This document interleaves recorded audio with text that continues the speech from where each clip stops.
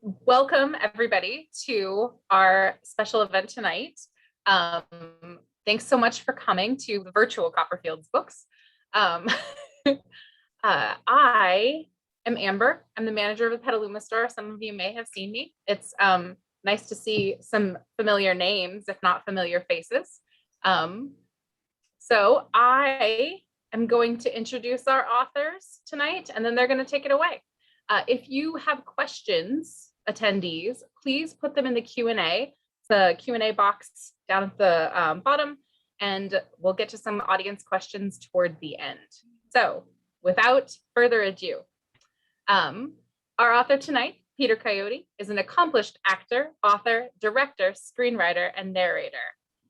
He's written 2 best-selling memoirs and contributed to many other books and publications. His 4th book, An Intersection of Performance and Zen, will be released in December of 2021.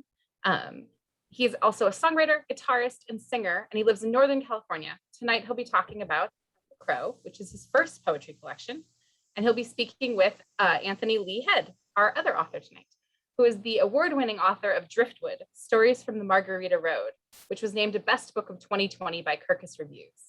He's been a trial attorney, a college teacher, and a black belt martial artist instructor. For a decade, he lived in the Caribbean, Mexico, where he owned a small hotel and bar. He and his friend Peter Coyote are Dharma brothers in the study of Zen Buddhism. Head also lives in Northern California. All right, take it away. Thank you, Amber. Thank you, Amber, so much. Well, good evening, everyone. I'm Tony Head.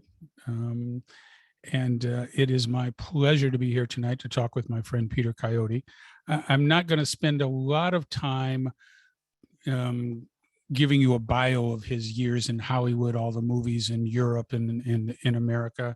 And I know everyone recognizes, if not his face, his voice from his Emmy-winning role as a narrator in all those great PBS station documentaries. Tonight, we're going to be talking about Peter's new and first book of poetry, which I will tell you, I think is just simply amazing. It is honest, it is authentic, and by that I mean it offers universal truths that apply to most of our lives. And it's brave. Peter has taken his own life, pulled his heart out and put it on the table for everybody to see. Which that's where it went. That's where it went, and that is scary. But we're going to talk about how scary that is. But I will say, I just want to read one reviewer's comments on the book that I pulled up, because it's not just me that thinks this book is amazing. One reviewer said, "There is a ferocity to these poems, a willingness to unfold the toxic stains of masculinity and reveal the heart that is raw and open and vulnerable." And I think that is what this book is all about. By the way, before I bring Peter into the conversation, this here is the book, Tongue of a Crow by Peter Coyote. You got it right there. Our host Copperfields Books has plenty of copies, I am sure. And with that, Peter, how are you doing? I'm doing everything I can, Tony. Is it working? Well, it seems to be. You know, I turned 80 on Sunday. So I'm 80 and 365ths. So I'm moving toward 81 with some kind of modest confidence. And, you know, it's nice to be this side of the gravel. Well, you seem to be doing more than just being this side of the gravel. You have this book out. You have several more books coming out over the next couple of months. But let's talk about this one. Okay. So, just to get started, you have said you started writing poems at the age of 14, which, if I remember 14 at all, it was a period where I could barely mumble my way through the day. And here you're out writing verse. No, it was actually 6. I wrote my first poem at 6. Oh, now you make me feel worse. Go which ahead. Frightened my father. It had one good metaphor in it. And it sort of scared him because he realized he had a little alien as a child. He never quite recovered from it. Well, you also said in your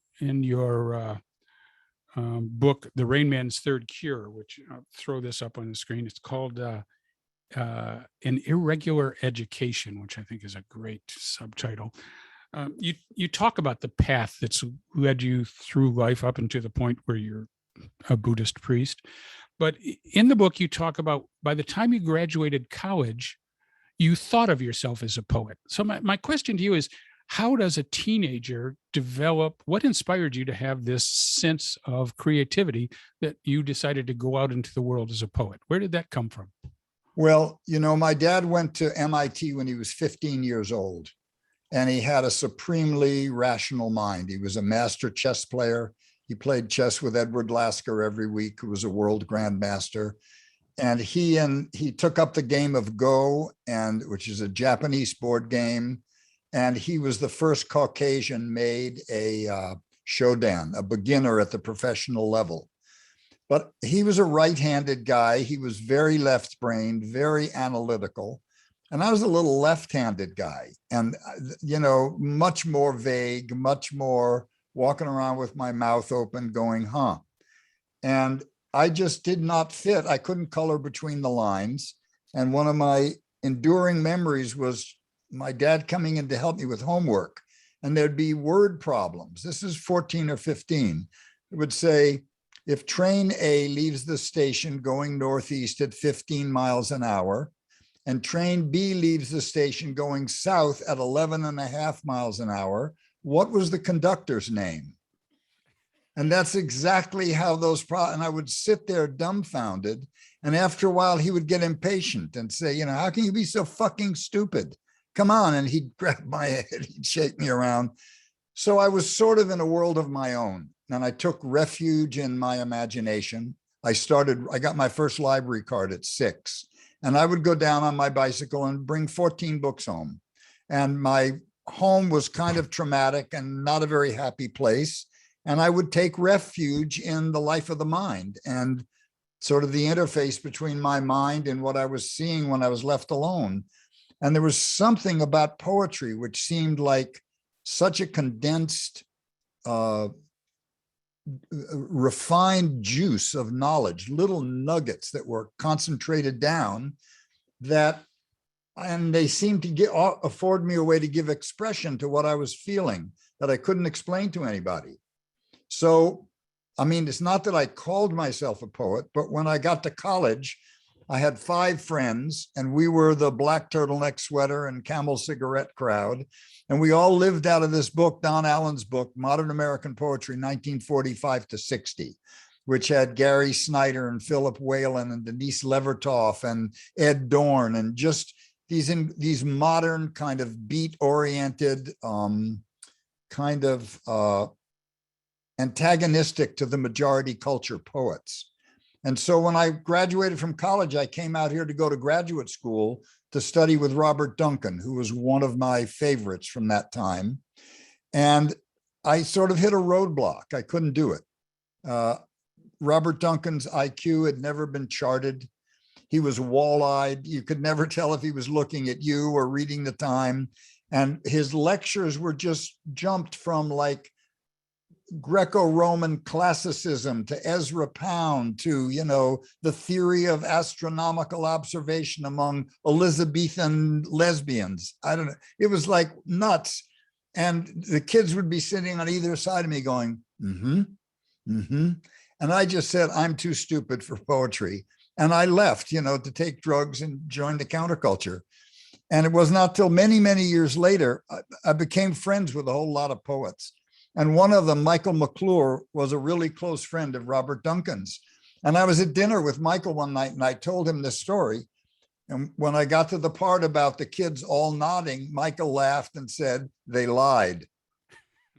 So I kept writing, and I kept shoving the poems in a drawer. I figured I was an idiot, and I couldn't, and then about 5 years ago, I turned 75, and I had a drawer full of poems. And I thought, my poor kids, they're going to find this thing. They're going to be guilt stricken. They're not going to know what to do with it. They don't want to throw away their dad's toilet paper or whatever. So I went through the poetry community, got some friends, which led me to this wonderful teacher, poet himself, Patrick Donnelly. And we started working about 5 poems every 2 weeks and interrogating them, taking them apart. It was really hard because I'd give him a 6-page poem and he'd pull a paragraph out of it and say, there's the poem. So we kept it up, and gradually, like going to psychiatry, I learned how to interrogate. I learned how to open up the gifts of my imagination and connect them and tag team them until something was there. And this tiny, modest book is the condensation of the best of 50 years. So I can never call myself prolific. We'll come back to the modest in a minute, but so through the last 50 years, as you say, you've had scrap. I mean, did you have notebooks, a scrap of paper? I mean, did you write down on the back of a napkin when inspiration hit you? How did that work out? When I was 16 years old, my family had a friend named Arthur Bernkrantz, who was a blacklisted Hollywood writer. He was a friend of Yip Harburg's, who wrote Brother, Can You Spare a Dime and Finian's Rainbow. We all lived on Martha's Vineyard in the summer. And I showed Arthur Bernkrantz some poems that I had written. And the next time I saw him, he was very grave and he was very serious. And he said, young man, you are a writer. And it's important that you take responsibility as a writer, which means to live like a writer. And the first thing you need is a notebook. And he gave me a notebook and a ballpoint pen. And now I like fountain pens. I don't really like ballpoint pens, but I'm never without a notebook and a pen. That's a writer's life. That's wonderful. Yeah. Well, I'm going to ask you to read a poem. Okay. It's going to take us back, I think, to actually probably before that 14-year-old boy. It's just, there's so much to unwrap in this poem. If you want to set it up or talk about it, but I'd like you to read Earth is a Woman, Sure. Oh, yeah. Okay. Let me find the page it is. Well, yes, to do this, to set it up, I need to tell you that my dad was a very powerful guy. He was a wonderful man. He was a terrible father and just unskilled. He grew up in a very dangerous and violent home. His father killed his horse with a hammer when it bit him in front of my dad. And my home had a lot of darkness in it. And my mom had a nervous breakdown when I was about 2.5 that just completely crippled her. And I was actually raised by a Black woman and her boyfriend, later her husband, for 14 years. What page is this on, Tony? I can't find it. Anyway, so there are a lot of poems about the unhappiness of women and the discomfort that caused me and the responsibility that gave me, feeling like I had to take care of them or fix them. I'm not even seeing it in my table of contents. Oh, I got it. Sorry, pardon me. I would just have gone on bullshitting until I found the poem. So it goes, Earth is a woman, sure. Earth is a woman, sure, but most beautiful when rain-glistened ravens are tattooed on the gray cheeks of the sky, and the wild geese cry Avalokiteshvara's pity for the passing world.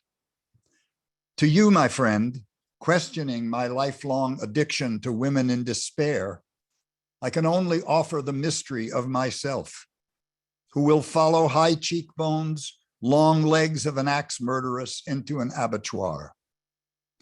I evade the point, I know, but I can't speak clearly about the constant fog in my mother's eyes and what is required of me to remember her rare smiles. I find the earth most beautiful when it rains, inspiring the limping, wounded rabbit in my brambles to venture forth. Decades earlier, in the fragrant barn loft, safe in the blanket my father clutches around us as if we'd survived a shipwreck, the drumming tin shelters us from the rain assaulting the roof. Scents of mown grass and the pear brandy as he rubs off his chin, as if summoning his own forgetting of the rusty nails set in his flesh when he was my age. His love of rain is mine. His wife, my mother, pale as a lab rat, was stripped of her rain clothes after my younger sister was born. In this remembered yesterday, Our lives were opposing lines of traffic, headlight blind on a two-lane bridge. My father soothes my forgetting with his own. The heaving flank of mountain, his chest that crushes my mother and sometimes darkens and fills the doorway of my room with threat, now sighs like a far wind. High in the eaves, pigeons pace and gargle restlessly.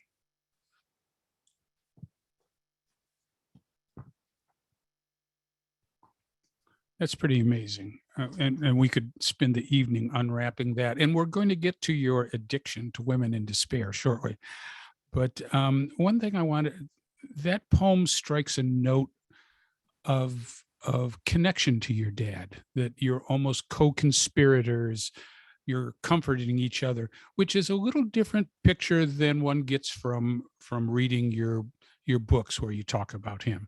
I mean, he does come across as a very difficult, sometimes angry and aggressive individual, but here you're seeming to connect. Is that, and I guess my question is, does poetry offer you some sort of distance where their compassion can leak in that wasn't there before? Well, I think so. I think it's like holes in a sieve, because I hadn't really thought of it. But the truth is that I love the rain. As soon as it rains, I build a fire, which is something my dad always did. He loved the rain. And there are very few times in my life where I felt really close to him and really like I had his attention and I was worthy of it and he liked it. And so that sort of leaked out of this poem. You know, it's not something you consciously plot out. But I think it's astute of you to find that. I described my dad at one point in one of the books when he came home at the end of work. It would be like somebody rolled a hand grenade into the room and everybody was watching it roll across the floor, trying to figure out if the pin was in it or not. But they were also these rare, tender moments, episodes. You know, I loved him. And the problem was I couldn't capture his attention and I couldn't seem to behave in a way that would earn his respect and love. And even though I think he did love me a great deal, I think he was worried about me. He thought the world would eat me. So this poem is really sweet that way. It does express that. And it somehow offers more space than my prose descriptions of him does. I think that's very wonderful to even at this point in a poem have that recognition. I'm going to backtrack for a moment, though, to something you mentioned before. You got through your childhood years, you went to college, you came out here to San Francisco, you started studying with Robert Duncan, and then the world exploded. You know, the counterculture sort of erupted around you and pulled you into it. And from what you've said to me, things I've read that you've written, like a lot of people, you almost instinctively were looking for an alternative family, a place to call home, a place to be accepted. And in your descriptions of the people you landed with, the mime troupe, the diggers, the family of man, the communes that you lived in, even your passing connection to the Hells Angels, these are all groups that had a family feel to them, that had a commitment to them. Is that what you took away from them? Did you feel accepted in a way that you hadn't found before? Well, I think yes. There were a couple of themes that ran through my family. One was political engagement. My mother had a number of relatives who were communists and socialists, union organizers, teachers who were savaged in the McCarthy period. And I think I was 11 the last time I saluted the flag because I was so angry at the government lying about my relatives, you know, calling them traitors and calling them terrible people when they were just trying to get people a square break. They couldn't have overthrown a pushcart. So there was that element. Then there was a lot of unresolved stuff about violence with my dad, which led me into some pretty dark scenes, coming to terms with it, figuring out how to move around it and with it without selling myself out. And there was something about cohorts. So the mime troupe was the first sort of perfect expression I'd found of people doing exactly what they believed and creating their own forms and having a great deal of fun in doing it. And, you know, there used to be this feeling in communist circles that the artist is the antenna of the race, and it fed a whole lot of arrogance, especially in the kind of New York art scenes. I looked at it another way in the mime troupe. And comedy is the perfect vehicle. If you do a tragedy, you never know what people are feeling. You've got a silent house and maybe they're deeply moved, but you don't know it. But if you make someone laugh, you know that you've made them see the world exactly the way you're seeing it, or they wouldn't get the joke. And so what I realized when we were doing these radical political plays as kind of Punch and Judy commedia dell'arte, that it's not that the artist is the antenna of the joke. We didn't know anything the audience didn't know, but the artist is able to give it form and give it expression. And to find people that appreciated our point of view and would support us, we lived by passing the hat, was really ennobling and really affirming. And then we traveled around the country. We did 3 cross-country tours, and I directed this very dangerous show called The Minstrel Show that Harry Belafonte and Nipsey Russell introduced to Dick Gregory, and he invited us to New York, and we were arrested 5 or 6 times for lewd behavior and were on trial for 10 days in Denver. But they were such great adventures, and you're traveling with this cohort of people that you couldn't be more intimate with. So yeah, there was a lot of family.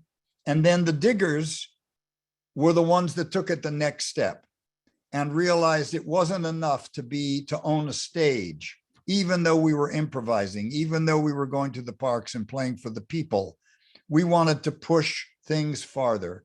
And so we decided that our challenge would be to imagine a world we wanted to live in and to make it real by acting it out. And so we set up, you know, in the counterculture, San Francisco was getting rich off tourists coming to see the hippies, but was doing nothing to feed the thousands of kids and runaways and offer them shelter. So we decided to feed them. And we made a 6-foot by 6-foot square, painted it yellow, called it the free frame of reference, and sent our women out to the farmers markets to wheedle the Italian greengrocers out of food. And we fed 600 people a day. And then we started free medical clinics. We started free stores where all the stuff was free. And the theater of it was to say, why do you want to become an employee to make the money to become a consumer? We'll give you the shit. Now, what do you want to do with your life? So we did that over and over again, using our theatrical sense to move things. And then that evolved into the communal movement and learning how to create a self-sufficient economy. So I guess there was something about family that was really important, and cohorts and people that you felt completely intimate and safe with.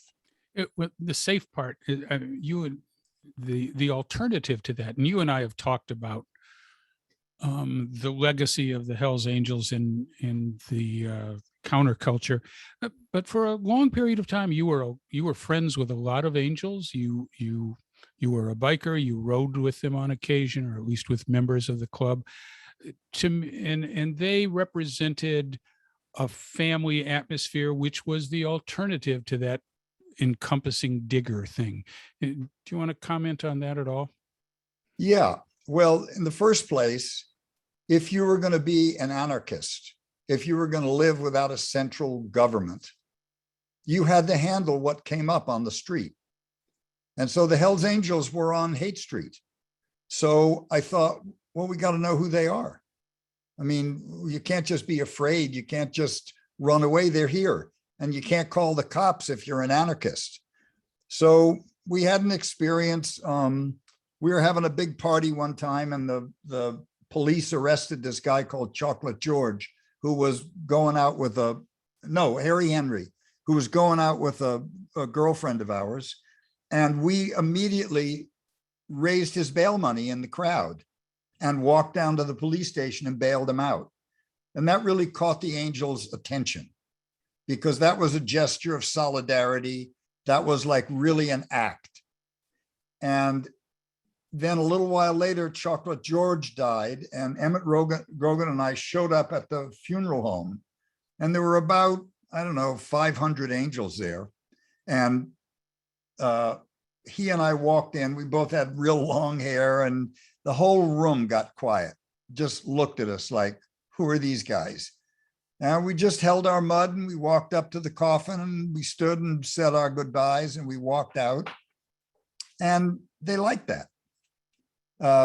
And then we met this guy, Pete Nell, who was very much like a digger, very spontaneous, very affirmative guy. And both Emmett and I and Michael McClure, we just decided we wanted motorcycles. So I moved in with Pete and I built mine and helped build Emmett's and helped start Michael's. And we became pretty good friends. And it's not that gives you an in to the Hells Angels. You have to be very careful not to make any assumptions. But there were things that I learned, like from being in that community. I don't know how much you want me to talk about it, but I can give you one story that's really indicative. One story would be great. Go ahead. Yeah.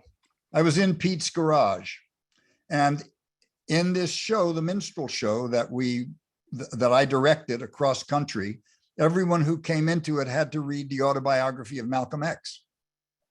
And I had a silk screen of Malcolm X on my denim jacket. And I was in Pete's, I was helping him work on some transmissions. There were about 5 guys around.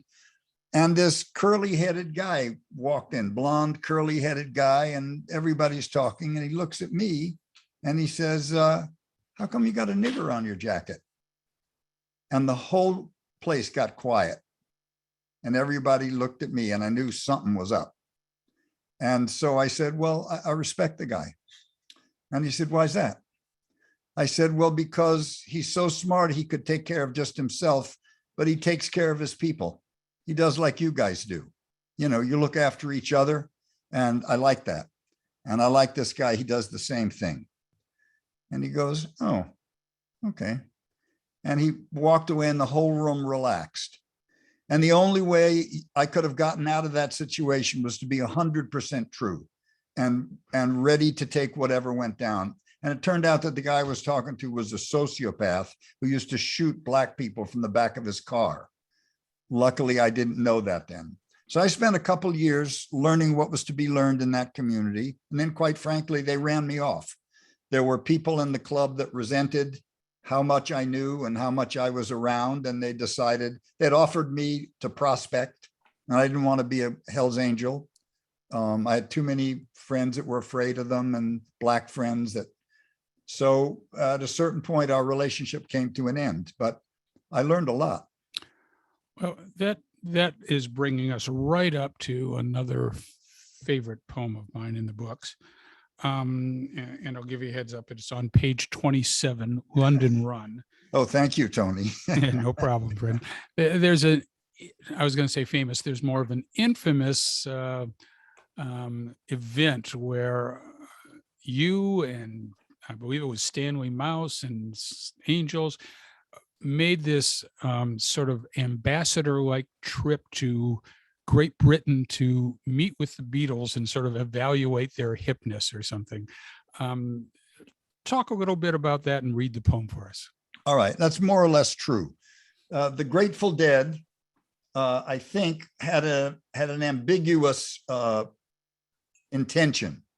I think they wanted to bring the California scene to London and meet the Beatles and show the Beatles that they were representatives of a community. So they offered me and Sweet William, who was a digger who became a Hell's Angel, and Pete Nell, who was the president of the Hell's Angels. They offered us tickets. They brought 2 of their motorcycles. Ken Kesey was there and a bunch of his people. Stanley Mouse was there.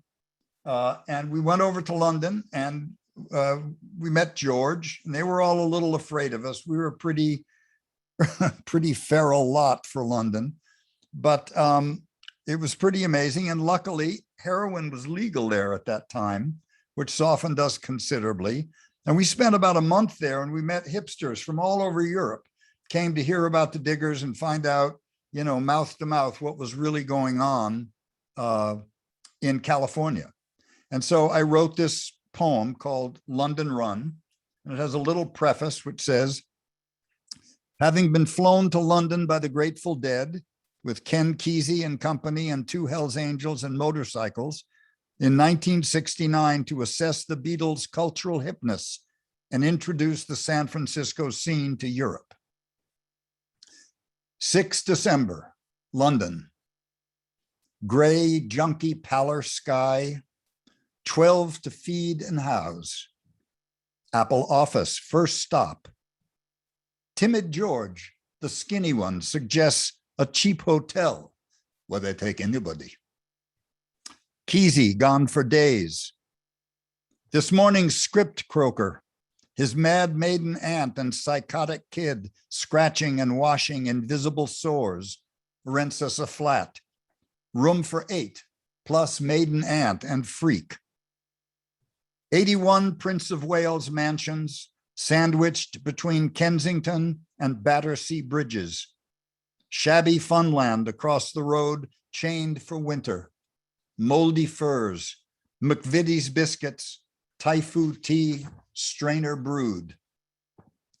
Jack's, legal pharmaceutical heroin, more effective than the weak heater eating shillings.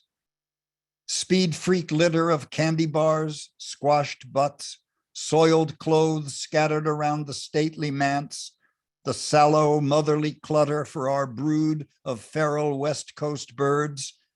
Stanley Mouse painting the tanks of the Hells Angels choppers parked in the chilled foyer. My little English Jenny Wren, her leather coat and urchin scarf, breast pale as talcum powder, brushes and ties up my hair, laughing, prodding me awake. My loneliness for California's damp green hills and fog. I wish I could fly her home. Patchouli scented Saturday, desk in a high London window painted shut. Behind me, Sweet William's eyes closed, dropping cigarette ashes on his clothes. Battersea, they call it. Battered orphans of the wars at home. Sea, the sound of oceans we've crossed in our fretful goings and comings, seeking a new world. I just love that idea that you're explorers, that battered in the world that you knew back home. You went to see whether there was something worth finding out there. I just love that poem, Peter. This was written in 1969, and we brought back with us on that trip the first Hells Angel from England, a guy named Buttons, who I became good friends with, who finally jumped ship. He says, yeah, I'm not ready for this. It was a great adventure. Well, now I'm going to throw maybe a curveball, and I know you can handle it. I trust that. In the poem you just read, there's a reference to your use of heroin. And, we've talked about this. Members of our generation found substance abuse to be part of our life for a period of time. And for you, heroin was a drug of choice. And my question is, did you stop writing when you were using, or was it inspiring when you got high? Could you write, or was it something that sort of squished the poetry out of you? What it does, what it squished my eyes closed. Yeah. It was a great drug if it didn't ruin your life. I loved heroin. I loved opium. I used to partake of opium many years after I kicked my addiction to heroin. it stops every conceivable ache that you have. And that's the beguiling aspect of it. Then it also snatches you by the throat and it drags you around the gutter and drags you through choices and moral calamities that you stop thinking about, because it demands that you feed the junkyard dog inside you, or it gets really unruly. So I used heroin for about 10 years, and I still imagine sometimes in a hospice somewhere wheedling the doctor to say, "Doc, I'm on my way out. Just give me a bottle of Dilaudid and a syringe. I promise I won't commit suicide. Let me just moderate my own pain." But I've made my peace with my own pain, and I discovered Zazen, and so heroin was actually destroying my life and caused a lot of negative consequences and things that I had to straighten up for many years afterwards. I understand. I always said that heroin was going to sleep in your mother's arms until it wasn't. Yeah, until mommy woke up. Exactly. I'm going to take a quick side trip here. We're talking about the counterculture. For those looking in, Peter has written an exquisite book. For me, it is the book about life during those days. It's a cautious, critical eye at the lives we led back then, about the social and political upheavals and what we did right and what we did wrong. It's called, I love this title, Sleeping Where I Fall. And that's a great picture of you, Peter, with all that hair back then. Look at That's that. the bike I built at Pete Nell's. And so, again, you can find that at Copperfield.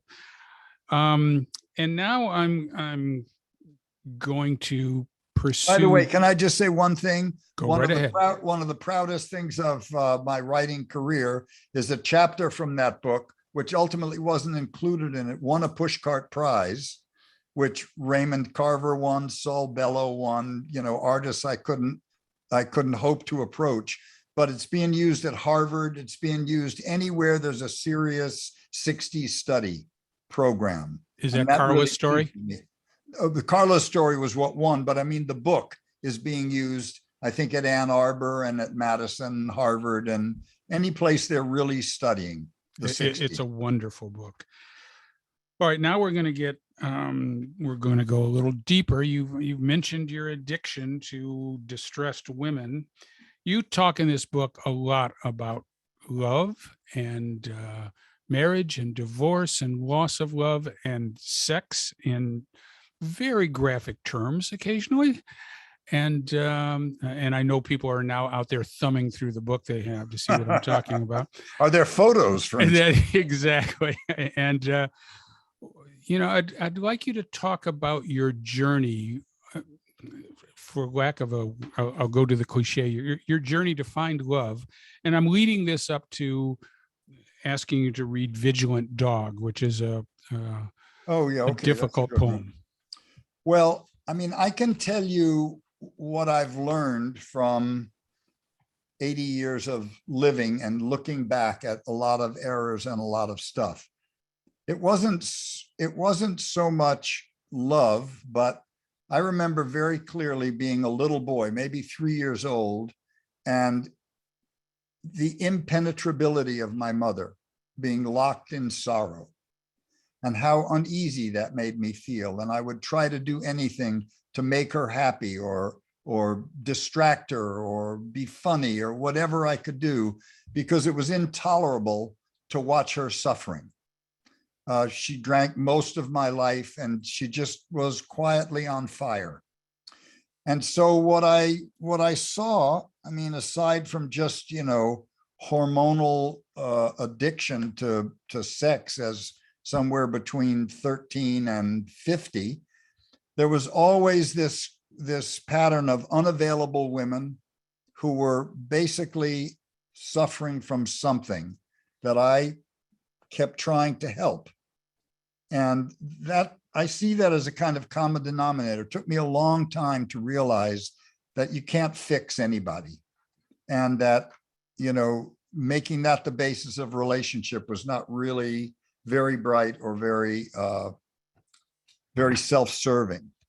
So there were a lot of extraordinary women that that were quite wonderful to me, but they were all had some characteristic of being essentially unavailable, or cured their own unhappiness in various ways. And The Vigilant Dog is about such a woman, if I can find it. What page is it? Do we know? This is like watching folk singers tune up. Let me find It's it. on page 41, Peter. Oh, thanks. Okay. This was a kind of astounding woman that I met after I was divorced. Sort of inappropriately young, very, very liberated, very, very kind of brilliant and flashingly beautiful, and tortured me. Anyway, this is called The Vigilant Dog. There's a quote from Catullus which says, "Weak man, be unwilling to chase what flees. You hate to sleep alone, full stop. Husbands may not, lovers will not dictate terms. One may buy and one may spend. But I cannot sit and eat with you, damp from the arms of another man, with that other man. This isn't to insist you're not yours to spend, and I would never have you lie. But even a dog knows when to look away and when it's safe to return." This was a woman whose favorite conversation was, favorite line was, "Darling, don't be tedious. Sex is just a conversation for me." I have to say there are a number of poems about women that you've loved and had relationships with. That's very brave. I mean, was there a point where you said, maybe I'm not going to share this with the world, or maybe I'm going to self-edit? Some of the poems I read went, whoa, he's really putting that in the book. What was the self-editing process? Well, there were two poems that I didn't put in the book because they were unkind to an ex-wife. And I thought it was unfair for me to have the soapbox and tell my side of the story through a published anthology, and she would have no defense. She would just be embarrassed, and we're friends now. And so I didn't do those, but I didn't mind revealing anything about myself. I didn't want to talk about someone, that's one of the things that makes Sleeping Where I Fall good, is I was tougher on myself than anyone else so that I could tell the truth about other people. I could never write a book about Hollywood because I could never just crap on people that deserved it from the standpoint of being the author of a book. It just seems cheesy. So I didn't edit too much. My only criteria were, would this harm anyone? Will this hurt anyone? I understand a friend of both of ours, the great novelist Herb Gold, who's now 98 and still writing in San Francisco. He's talked about how he can't write a Hollywood book because he can't be mean-spirited. It's unfair. Yeah, exactly. Yeah. So I'm going to switch gears a little bit here. You've talked about the poets you've known, Gary Snyder, Michael McClure, God rest him, Lou Welch, crazy Lou Welch. As you're writing these poems through the years, you have these world-shaking poets around you. Was that intimidating, inspiring? Did you share your work with them, or did they not even know you were writing? Most of them did not even know that I was writing. I don't know what it was that created such a community of poets. Diane DePrima, Lenore Candell, Lou Welch, Kirby Doyle, Gary Snyder, Philip Whalen, Michael McClure. I mean, these seemed to be like the best minds of my generation, as Allen Ginsberg referred to them. And I was more seeking the life knowledge that they had refined and distilled than I was to be a peer. And there was one night where Gary and Lou Welch and Allen Ginsberg in North Beach kind of passed the torch to the Diggers, recognized us as their heirs in a way, which was very moving to me, very important to me. And so I just never told them that I was a poet, except Bob Creeley, who actually encouraged me once. I sent some poems to a friend of mine who was a publisher, and he wrote me back, "Don't quit your day job." And I didn't write for 3 years. I didn't write a poem. And finally the urge got too deep. And so I sent some stuff to Bob Creeley, and he wrote me just this great letter and told me that, you got it. Don't worry about what anybody else says. Just keep doing it. And so it's not till really this age in my life that I've ever read my poems aloud or shared them with anyone, because they're really my secret self. Well, so many of us who have read the book are glad you did. I'm going to rush through a couple of things because I don't want to. There are some poems that people have to hear you read, but we mentioned Lou Welch a couple of times, and when you talk about Lou, I think of Olima, partially because he wrote a poem about Olima, which he dedicated to you, but also because he shared some of your experiences there. For those of you who are watching that you're not familiar with Northern California, you live elsewhere, Olima is a sweet little bit of farmland with rolling hills, not far from the ocean. And along the way, Peter, it became very special to you. I'm going to lead you into reading Olima Winter, but can you talk about how Olima became part of your life? Well, Olima was a little 19th century farmhouse, redwood farmhouse, all on one level. It had 1, 2, 3, 4, 5 little bedrooms, a little kitchen, had a 5-gallon hot water heater that was powered by kerosene, had a barn and some outbuildings. And I went to live there. Me and a guy named Bob Slade found it, and we started living there. And little by little, the Diggers began showing up. And before long, there were 25 people living there on a commune, and turned the barn and the sheds and the outbuildings into rooms. And we basically were living probably on $2,000 a year. I mean, it was really a dirt poor kind of commune. But we were doing all sorts of engaging and wonderful things. And if I could have gotten free education for my kids and free medicine, I'd still be living on a commune, because to be with your friends, to play board games at night, we had no electricity. So we'd play cards, we'd play board games, we played tons of music. We built 6 double bed bunk beds because so many people would come through and play music and get high and play. It was just wonderful, but we didn't own it. And we were basically thrown off after a while because the cowboys who leased cattle there didn't like our dogs disturbing the cows. And so we took a road caravan, and it was on that road caravan, which was 19 adults, 11 kids, and 9 old Chevys and GMCs, traveling to create an independent economy among communes across the country.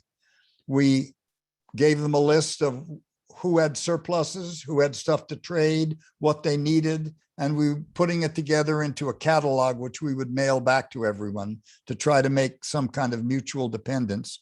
And it was on that trip that I found out that my dad had died and that I had to go east and help my mom. And I mean, no one could find me for 2 months. It was kind of amazing that here's these crazy old trucks and no one could find us. 30 people traveling around the Midwest and the West. And sorry, there's something in my eye. Anyway, I'll read Olima Winter. This is a pretty good idea of what it was like. Quiet, scarred kitchen, sizzling lamp wick, kerosene perfume. Not one cricket, Only the beautiful girl threading a necklace of crow bones. Chips of firelight dance on my ring. New screens all around. Broken panes replaced last September. This table's names carved by many knives. 4 guns, each over a door. The shotgun killed 4 quail with 1 blast. Heads drying in a paper bag. Feet crimped and stiff in a ceramic sake cup. Breasts and legs in my belly. Feathers in her hair. Entrails in the blue-eyed dog. In the first rain of winter, I shot them all together in their little covey. You know, Peter, we've talked together and about our interest in finding a home, finding a place where you belong. That's central, I think, for both of us. That's what we write about. That, to me, is as good a description of a place to call home as any I've ever read. I just love that poem. I love that place. And the irony is, it was 300 acres. And had I been able to assemble $300,000, I could have bought it. It's now been taken over by the Park Service. It's part of the GGNRA, and they tore down all the buildings. I brought my kids back there 10 years or so after I left, and there was nothing, just an old carburetor. Well, the good news is at least they haven't built it full of condos and hotels or something. Exactly. Well, I'm going to just roll on. Amber, if we're overstaying our time, you can just jump in and tune us off because we're just a couple of old guys rambling on. But or there are questions that people want to ask. Yep, I will get to those. But before we do, I want to one thing in your poems explore. For me, I see the references to your Zen path. You know, you've been studying, you were interested in Zen for a lifetime. You've been studying for years. And of course, now you're a Buddhist priest. As your Dharma brother and student, I can testify to your serious commitment to that path. And it's found its way into some of these poems. And I'm going to lead you up to reading Equinox, but the question I have is, as a poet, you bring a creative spirit out that you push yourself out into the world. As a Buddhist, there's a quiet, attempt to rein in that ego. Is there a conflict there that you have to deal with, or have you found a harmony or a balance? Well, so I would say I'm not writing poems through my ego. It's not my personality that's writing. When the spinal telephone is open and I'm tracking what comes across it, I'm in some other kind of mind. I'm not creating something myself. It's just like we say, you don't sit zazen. Zazen sits zazen. So the only place where my critical skills come in is after I've got a couple of lines or images, then I start interrogating them to see what they imply and where they might go. And then I dive back into the spinal telephone again or into big mind and see what comes up. And I think maybe if you like the poems, it's because they're not written as homage to my personality. My personality is my small mind, but the big mind is your big mind. It's the place where we're all conjoined. And so that's where I try to be. And that's where the most successful poems come from, I think. That's what I call authenticity, when it cuts across personalities and becomes universal. Could you read Equinox for us? Yeah. So this is a poem about my old friend, the first person I ever met in California, named Paul Shippey, early student of Suzuki Roshi, the founder of San Francisco Zen Center. We were actors together in the Actors Workshop, a little theater in San Francisco. And we've stayed friends ever since. And when Suzuki Roshi died, he went out to Crestone, Colorado, and he began to study with Trungpa, very famous Tibetan teacher, who told him, just do what Suzuki Roshi taught you. He loved Suzuki Roshi. So we've spent many, many years together, many, many conversations. He's a very wise man. He's a teacher of something called nonviolent communications. He's quite expert at it. And we're as close now as we ever were. And this was a poem about a meeting we had. It's called Equinox. 40 years Zen friend, omnisexual pre-hate pilgrim, has finally anchored his rammed earth house in the rocks at 8,000 feet. By the sluggish creek north of Willits, we chew through friends and lovers, flick pistachio shells onto the murky waters, watch them sink, sucked downstream. I should have said that he's an expert at passive solar houses. This is his training. It's always at 8,000 feet. It's always 70 degrees in this house, winter or summer. I love the imagery there. I love the stream imagery, and Yeah, it's a great poem. Thank you, brother.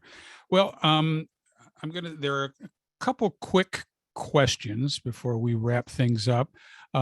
Michael just wanted to thank you for the letters that you published to the Santa Rosa Democrat, the letters to the editor. well, thank them for publishing them. I tried in 25 years, I've gotten one published in the New York Times, and I've gotten 4 published in the Press Democrat. So guess where I'm going? And then Greg, going back to your conversation about fountain pens, wants to know, what are your favorite pens, or you just go for the vintage types? No, my favorite pens are a Japanese pen called a Pelican. It's a very slender pen. It's not too expensive. I have a red one that I use with red ink for editing because I love red ink. And the nib maker is a Japanese national treasure. And they work and they write really beautifully, and they're not super expensive. They're more expensive than a ballpoint. But I have about, 10 fountain pens. And I like to write with pens. And I get this incredibly beautiful Japanese ink, which they mail from Japan in fabulous little bottles. I don't know if you can see this. Yeah, we can. Yeah, and you can see sort of the color of it. And they also make a red ink. So go get them. And last question. Oh, no. We've had a couple more. Maureen wants to know more about the history of the Diggers. Now, I would suggest, Maureen, that if you haven't, you pick up Sleeping Where I Fall. But is there any other place she can look, Peter? Well, yeah, there's a guy named Eric Noble, who's the archivist of the Diggers. And there's a Digger website, which he runs and collates, where he has a lot of memorabilia and a lot of stories, and people chip in. And, as a group, there are still 108 of us on a mailing list, and we chip in money every month, and we take care of about 14 of our people who've gotten old and have only Social Security to live on. And we manage to give them an extra $200 a month, which is to say we give a little grace into their lives. So despite the fact that we've all broken up and gone here and there to raise children and we haven't abandoned our values and those family connections. I'm still in touch with everyone. And the most positive aspect of having been a movie actor was that I was easy to find. And after the 60s, people could find me, and I kept good email lists. And the last question from our viewers, Peggy wants you to define what you mean by spinal telephone. Well, imagine that the back of your head could open up onto the universe, or imagine that your spine was like one of those plugs that the old-fashioned telephone operators used to plug into the switchboard, that your spine was actually plugged into the universe. So to me, the spinal telephone is a shorthand for what comes into the mind from apparent emptiness. You're just sitting there daydreaming, and all of a sudden you're in fur and you're making love to an Eskimo, and then that disappears, and then you're doing your taxes, and then you're looking for a sock, and then you're George Bernard Shaw. You're in emptiness, and emptiness is only visible through all the permutations of form that it makes. So that's what I call the spinal telephone. Okay, one last, Amber's waiting to throw us out of here. Yep. And it's the nicest place we've been thrown out of, I think, of Amber. But before you do, one last question, Peter. Is there going to be another poetry book? I'm working on it now. It's actually the feedback I've gotten for this book has been so affirmative and so moving to me that I've actually upped my outcome sometimes to 2 poems a week as opposed to 2 poems a year. And I'm working hard, and I'm still in touch with Patrick Donnelly, and yeah, I want to do it again. Well, I'm going to throw this back to Amber. Peter, as always, it is such a pleasure to just sit and talk with you.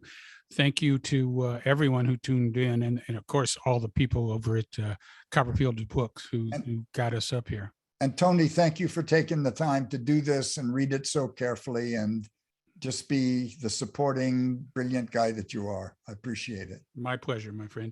Amber, it's you now, dear. Thank you guys so much for spending time with us tonight. I was just listening. I probably just would have let you go on. You were not gonna send us virtual checks? Well, thank you both very much for coming. And thank all of you attendees for listening and for your questions. And yeah, I will hopefully see you again sometime. Thanks. Now, if we get off, can I still see the chats? I think so. Let's find out. All right, attendees, I'm gonna send you away. Bye, guys. Thanks again, everyone. Thank you all.